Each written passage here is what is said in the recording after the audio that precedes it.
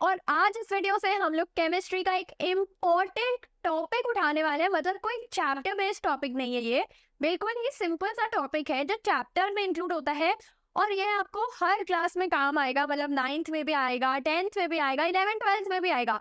सो हम लोग बात कर रहे हैं बैलेंसी की। बैलेंसी को अगर मैं देखूं तो ये बहुत ही इंपॉर्टेंट टॉपिक है जिससे बैलेंसिंग जुड़ी है, जिससे केमिकल फॉर्मुलेशन जुड़ा है, मतलब फॉर्मूला बनाना जुड़ा है। तो बैलेंसी को अगर मैं अभी तक डिफाइन करती थी, मैं बैलेंसी को बोलती थी कि the combining capacity of an element. मतलब क्या कि किसी भी एलिमेंट, कोई भी एलिमेंट है, सोडियम, क्लोरीन, मैग्नीशियम, एल्यूमिनियम, कोई भी एलिमेंट की जो कंबाइनिंग कैपेसिटी होती है उसको हम बैलेंसी बोलते हैं। बट अगर हम सिर्फ इस डेफिनेशन को देखें तो हम जस्टिस नहीं कर पाएंगे कि कंबाइनिंग कैपेसिटी से उसकी बैलेंसी 2 पॉजिटिव कैसे आई, 3 पॉजिटिव कैसे आई, 1 नेगेटिव कैसे आई या 2 नेगेटिव कैसे आई। तो ये समझने के लिए हमें पहले 2 रूल्स समझने पड़ेंगे और सबसे पहला रूल है ड्यूप्लेट रूल और दूसरा है ऑक्टेट रूल। तो ये रूल्स होते हैं बहुत इंपॉर्टेंट हमारी केमिस्ट्री में बैलेंसी समझने के लिए। और ये रूल बोलता है, ड्यूप्लेट रूल ये बोलता है कि जो फर्स्ट शेल होता है किसी भी एलिमेंट का, मतलब क्या कि कोई भी एलिमेंट में number of protons is equals to number of electrons होते हैं। अब उसमें क्या है कि इलेक्ट्रॉन्स होते हैं शेल्स में और प्रोटॉन्स होते हैं अंदर न्यूक्लियस में। तो जो फर्स्ट शेल है उसमें ड्यूप्लेट मतलब क्या कि 2 इलेक्ट्रॉन्स आएंगे। ड्यूप्लेट रूल ये बोलता है कि फर्स्ट शेल में 2 इलेक्ट्रॉन्स आएंगे और सेकेंड और थर्ड शेल में 8 इलेक्ट्रॉन्स आएंगे। अब हम लोग अगर बात करें सिर्फ क्लास 9th और 10th की इन पर्टिकुलर, तो हमें याद करने होते हैं एलिमेंट्स 20 तक। तो 20 तक हम सिर्फ ऑक्टेट रूल ही पढ़ेंगे, इसके आगे नहीं पढ़ेंगे। अब क्या हुआ, पहले बेस ये समझना इंपॉर्टेंट है कि एटम का स्ट्रक्चर क्या होता है। एटम में 3 चीजें होती है, प्रोटॉन है, इलेक्ट्रॉन है और न्यूट्रॉन है। अब ये जो प्रोटॉन और ये न्यूट्रॉन है ये न्यूक्लियस होते हैं, मतलब ये न्यूक्लियस के अंदर होते हैं और कोई भी एलिमेंट का न्यूक्लियस ये बनाते हैं। न्यूक्लियस में प्रोटॉन और न्यूट्रॉन आ गए। अब इसके बाहर शेल्स होते हैं 1 2 3। जैसा जैसा उनका एटॉमिक नंबर होता है वैसे वैसे शेल्स होते हैं और इन शेल्स में इलेक्ट्रॉन्स खुद को जगह देते हैं। अब ड्यूप्लेट रूल यही बोलता है कि फर्स्ट शेल में मतलब क्या कि शेल में 2 इलेक्ट्रॉन्स ही जगह दे पाएंगे, मतलब उसकी कैपेसिटी ही 2 इलेक्ट्रॉन्स की होती है। ऑक्टेट रूल में सेकेंड और थर्ड शेल में 8 और 8 इलेक्ट्रॉन्स मैक्सिमम आएंगे। अब यहाँ पे एक रूल है कि जब फर्स्ट शेल की मैक्सिमम कैपेसिटी अचीव होगी, मतलब कितनी कैपेसिटी 2 है, तभी सेकंड शेल फिल होना स्टार्ट होगा और फिर जब सेकंड में 8 के 8 इलेक्ट्रॉन्स की जगह फिल हो जाएगी फिर ही थर्ड शेल फिल होना स्टार्ट होगा। मतलब क्या कि एक रो कंप्लीट हो गई, एक रो में 10 सीट है, तभी हम सेकंड रो में बच्चों को बिठाएंगे वरना हम नहीं बिठाएंगे। ठीक है, यहाँ तक क्लियर है। अब हम कोई भी एग्जाम्पल लेते हैं, जैसे हम लोगों ने एग्जाम्पल लिया सोडियम का। सोडियम का फॉर्मूला है Na, जिसका एटॉमिक नंबर होता है 11। मतलब क्या कि इसमें इलेक्ट्रॉन्स है 11 और प्रोटॉन्स है 11। अब इसका जो डायग्राम होगा, एटॉमिक डायग्राम होगा, वो कैसा होगा कि इसके न्यूक्लियस में प्रोटॉन्स है और न्यूट्रॉन्स हैं। यहाँ पे ये 11 है, ये फिक्स है, ये मूव नहीं कर रहे हैं, प्रोटॉन्स मूव नहीं कर रहे हैं, मूव सिर्फ इलेक्ट्रॉन्स करते हैं और यहाँ पे 11 प्रोटॉन्स हमारे फिक्स है। अब फर्स्ट शेल में इसके आ सकते हैं 2, फर्स्ट शेल में इसके आ गए 2 इलेक्ट्रॉन्स और ड्यूप्लेट रूल क्या बोलता था हमारा कि 2 इलेक्ट्रॉन्स यहाँ पे कंप्लीट आएंगे तब ही हम सेकंड शेल को फिल करना स्टार्ट करेंगे। तो इसके फर्स्ट शेल में आ गए 2 इलेक्ट्रॉन्स, ठीक है, ड्यूप्लेट रूल हो गया हमारा कंप्लीट। अब ऑक्टेट रूल क्या बोलता है कि सेकंड शेल में आएंगे मेरे 8, 1 2 3 4 5 6 7 8। तो यहाँ पे भी 8 आ गए, कितने हो गए 2 8। अब लास्ट में बचा 1 और जब मेरे दोनों शेल की मैक्सिमम कैपेसिटी कंप्लीट हो गई, फर्स्ट शेल में मैक्सिमम कैपेसिटी थी 2, सेकेंड शेल में मैक्सिमम कैपेसिटी थी 8, तो जब ये कंप्लीट हो गई तभी मेरा थर्ड शेल फिल होना स्टार्ट होगा और उसमें आएगा सिर्फ और सिर्फ 1 इलेक्ट्रॉन।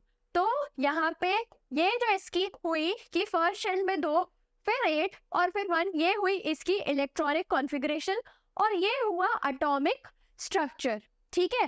अब यहाँ पे एक रूल समझना इंपॉर्टेंट है कि हर एलिमेंट को जिंदगी में चाहिए स्टेबिलिटी, है ना। हर एलिमेंट को क्या चाहिए जिंदगी में? स्टेबिलिटी चाहिए। हम भी क्यों पढ़ाई करते हैं, मतलब हमें भी बहुत सक्सेसफुल होना है, हमें भी बहुत अच्छा फ्यूचर चाहिए सबके लिए, सबको अपना ब्रेड एंड बटर चाहिए। तो हमें भी लाइफ में क्या चाहिए? स्टेबिलिटी चाहिए। वैसे ही ये एटम को, ये एलिमेंट को क्या चाहिए लाइफ में? स्टेबिलिटी चाहिए। अब स्टेबिलिटी इसको तब मिलेगी जब इसके सारे शेल्स उनकी मैक्सिमम कैपेसिटी तक कंप्लीट होंगे। स्टेबिलिटी पाने के लिए इसको क्या करना पड़ेगा? शेल की मैक्सिमम कैपेसिटी अचीव करनी पड़ेगी, है ना। अगर इस शेल की, फर्स्ट शेल की मैक्सिमम कैपेसिटी थी 2, तो ये शेल मेरा लॉक हो गया, इसकी स्टेबिलिटी अचीव हो गई, ठीक है। तो सेकेंड शेल की मैक्सिमम कैपेसिटी थी 8, तो वो शेल भी लो हो गया क्योंकि उसको क्या मिल गई? स्टेबिलिटी मिल गई। बट जो मेरा थर्ड शेल था उसमें था अभी एक इलेक्ट्रॉन, और इस एक इलेक्ट्रॉन के पास अभी स्टेबिलिटी नहीं है, जिस वजह से ये बहुत ज्यादा मचलेगा और ये इधर उधर जाके रिएक्ट करेगा क्योंकि इसको भी चाहिए स्टेबिलिटी। अब इसको लास्ट शेल में चाहिए स्टेबल होने के लिए 8 इलेक्ट्रॉन्स, है ना। हमने रूल देखा कि ऑक्टेट रूल क्या बोलता है कि सेकेंड और थर्ड में हमें चाहिए 8 इलेक्ट्रॉन्स। अब ये 8 इलेक्ट्रॉन्स कहाँ से कंप्लीट करेगा बेचारा? इसके पास तो सिर्फ एक इलेक्ट्रॉन है। 8 करने के लिए इसको 7 गेन करने पड़ेंगे। ऐसा कैसे करेगा? उसकी तो बहुत ज्यादा एनर्जी लग जाएगी। तो यहाँ पे एक और हमें चीज ध्यान देनी है कि जो न्यूक्लियस से जितना जितना दूर जाएगा ना न्यूक्लियस, और इनका अट्रैक्शन उतना उतना कम होता जाएगा। मतलब क्या कि ये मैक्सिमम पास है तो इनका अट्रैक्शन न्यूक्लियस से मैक्सिमम है, इनको सेपरेट करना बहुत ज्यादा डिफिकल्ट होगा।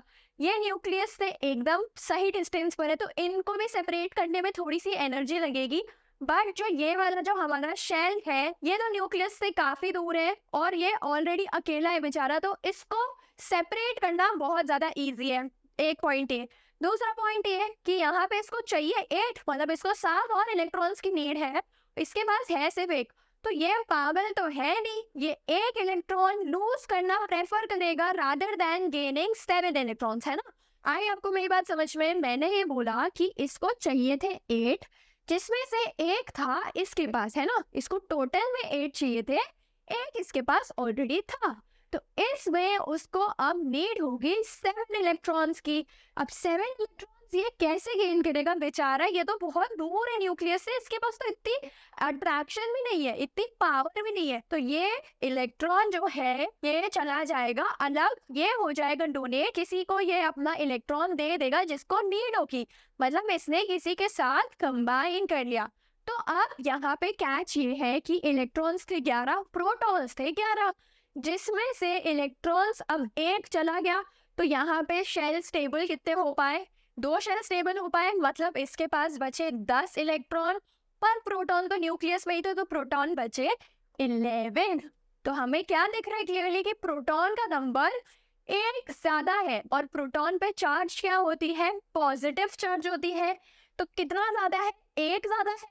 और कौन सा ज्यादा है? प्रोटॉन, जिसकी चार्ज में क्या होती है? पॉजिटिव।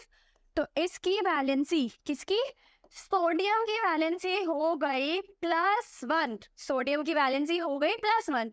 तो ऐसे हम वैलेंसी ढूंढते हैं। ये होती है इलेक्ट्रॉनिक कॉन्फ़िगरेशन और ये होता है एटॉमिक स्ट्रक्चर। अगर हम एक और एग्जांपल लें कैल्शियम का, तो कैल्शियम होता है 20, मतलब क्या कि इसमें 20 प्रोटॉन्स हैं एंड 20 इलेक्ट्रॉन्स हैं। अब इसके न्यूक्लियस में तो आ गया, इसका प्रोटॉन आ गया और इसका न्यूट्रॉन आ गया। फर्स्ट शेल में आएंगे 2 इलेक्ट्रॉन, तो इसकी इलेक्ट्रॉनिक कॉन्फ़िगरेशन हो गई 2। सेकंड शेल में आ जाएंगे 8। अब मेरा फर्स्ट शेल कंप्लीट हुआ। मैक्सिमम कैपेसिटी कितनी थी फर्स्ट शेल की? फर्स्ट शेल की मैक्सिमम कैपेसिटी थी 2, तभी मेरा सेकंड शेल फिल होना स्टार्ट हुआ। यहाँ पे देखो 1 2 3 4 5 6 7 8 9 दे दिए मैंने गलती से, यहाँ पे आएंगे 8 ही आएंगे, है ना। अब देखे 1 2 3 4 5 6 7 8, तो यहाँ पे इसका ऑक्टेट रूल कंप्लीट हो गया, तो इसके सेकंड शेल में आ गए 8। अब थर्ड शेल में वापस आएंगे 1 2 3 4 5 6 7 8, तो यहाँ पे भी 8 आ गए, मतलब इसका थर्ड शेल भी कंप्लीट हो गया। बट अभी तक टोटल सिर्फ 18 का हुआ। लास्ट शेल में थे इसके 1 एंड 2, तो इसके पास लास्ट शेल में थे 2, तो इसकी इलेक्ट्रॉनिक कॉन्फ़िगरेशन हो गई ये अब लास्ट शेल में 2 थे, तो ये अचीव करने के लिए, अपना शेल कंप्लीट करने के लिए गेन तो नहीं करेगा, ये 2 लूज कर देगा। ये क्या करेगा, ये 2 लूज कर देगा, जिसकी वजह से प्रोटॉन का नंबर 2 ज्यादा हो जाएगा और कैल्शियम की वैलेंसी हो जाएगी 2 पॉजिटिव, और इसकी शेल हो गई अब स्टेबल, क्योंकि यहाँ पे ये जो भटकने वाला इलेक्ट्रॉन था, लास्ट में जो 2 इलेक्ट्रॉन जो स्टेबिलिटी अचीव नहीं कर पाए, वो उनके एटॉमिक स्ट्रक्चर से बेचारे हट गए, तभी यहाँ पे इनकी स्टेबिलिटी हो गई 2 पॉजिटिव से। ठीक है, अब इतना आई होप एकदम क्लियर है। अब अगर हम बात करें आर्गन की, तो आर्गन का एटॉमिक नंबर होता है 18। क्या होता है, 18। मतलब क्या कि इसके न्यूक्लियस में प्रोटॉन है और न्यूट्रॉन है, और इसके फर्स्ट शेल में 2 इलेक्ट्रॉन्स है ना।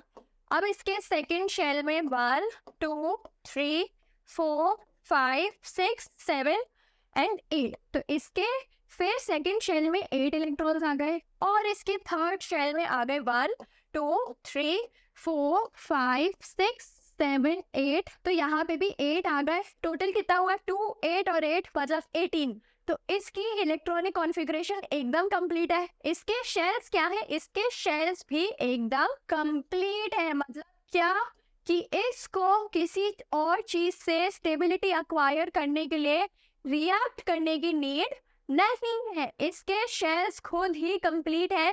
तभी जो होते हैं ये होते हैं अनरिएक्टिव इन नेचर, और इनको हम बोलते हैं इनर्ट गैसेस। क्या बोलते हैं हम इनको, इनर्ट गैसेस। क्यों, क्योंकि इनकी लाइफ का पर्पस जो है स्टेबिलिटी अचीव करना, वो इनको कंप्लीट होके मिलता है। इनके शेल्स इस तरीके से होते हैं कि ये पूरी इनकी इलेक्ट्रॉनिक कॉन्फ़िगरेशन, इनका पूरा एटॉमिक डायग्राम कंप्लीट होता है, तभी इनको हम बोलते हैं अनरिएक्टिव इन नेचर। मतलब ये किसी के साथ रिएक्ट नहीं करते हैं, because they have stability, because their outermost shell, मतलब क्या कि उसका जो outermost shell है वो एकदम complete है, और ये होती है inert gases। तो यहाँ पे हमारा वैलेंसी का टॉपिक कंप्लीट हुआ। अब आपके लिए एक होमवर्क है कि आपको मेरे को कमेंट बॉक्स में ऐसी 2 और इनर्ट गैसेस बतानी है जो अनरिएक्टिव होती है, और आपको मैग्नीशियम की वैलेंसी ढूंढ के मेरे को कमेंट सेक्शन में इमिडिएटली बताना है। सो आई होप आपको ये वीडियो अच्छी लगी होगी, आपको ये कॉन्सेप्ट हेल्पफुल लगा होगा। ऐसी और वीडियोस मिलेंगे जिसके लिए आपको हमारे चैनल को सब्सक्राइब करना पड़ेगा